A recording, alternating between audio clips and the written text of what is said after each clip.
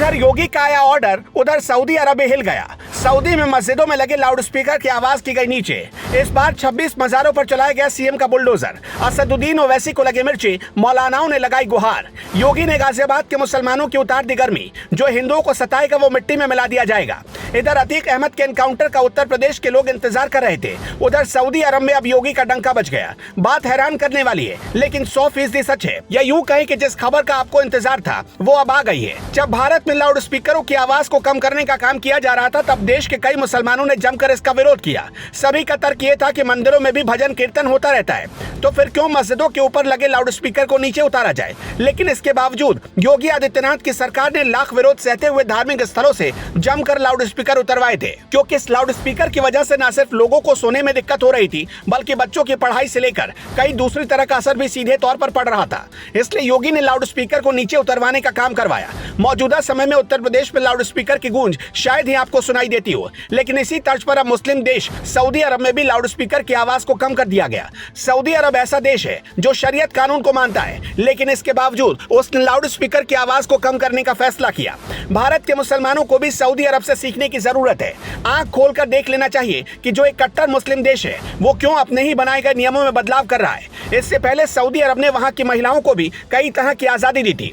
असल में सऊदी अरब अब खुद को एक विकसित मानसिकता वाला देश बनाना चाहता है। यही वजह है कि वो रूढ़िवादी सोच को बदलकर मुस्लिम देशों से दुश्मनी भी मोल लेने को तैयार है। अब देखने वाली बात होगी कि सऊदी अरब से भारत के मुसलमान कितना कुछ सीखते हैं। लेकिन इसी बीच उत्तराखंड में भी जमकर बुलडोजर चला है। मौजूदा समय में उत्तराखंड में मज़ारों को हटाने के लिए एक विशेष अभियान चलाया जा रहा है, जिसके तहत वहां 26 मज़ारों को मिट्टी में मिला दिया गया। रातों रात किए गए इस ऑपरेशन के बाद कई मौलाना बुरी तरह भड़क गए और उन्होंने इसका विरोध भी किया। लेकिन इसके बावजूद बुलडोजर की रफ्तार कम नहीं हुई और वो अब भी तेजी से कार्रवाई कर रहा है।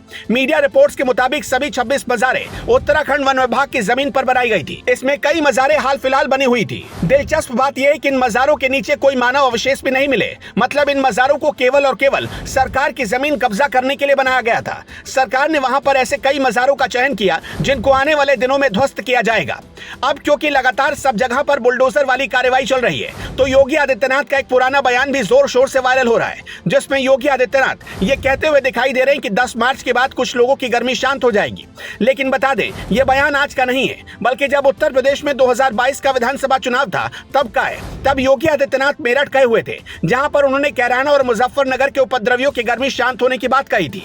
बता दें कि जब से योगी आदित्यनाथ मुख्यमंत्री बने हैं, तब से उन्होंने माफिया को मिट्टी में मिलाने की कसम खाई है। और मौजूदा समय में तो अतीक अहमद के साथ साथ मुख्तार अंसारी पर जिस तरह से उत्तर प्रदेश पुलिस कार्रवाई कर रही है, उससे प्रदेश के बाकी बचे गुंडे और माफियाओं में डर का माहौल बन गया है। हालात ऐसे हो गए कि गले में तख्ती लटकाकर माफिया और गुंडे पुलिस के आगे सरेंडर करने को मजबूर हो गए।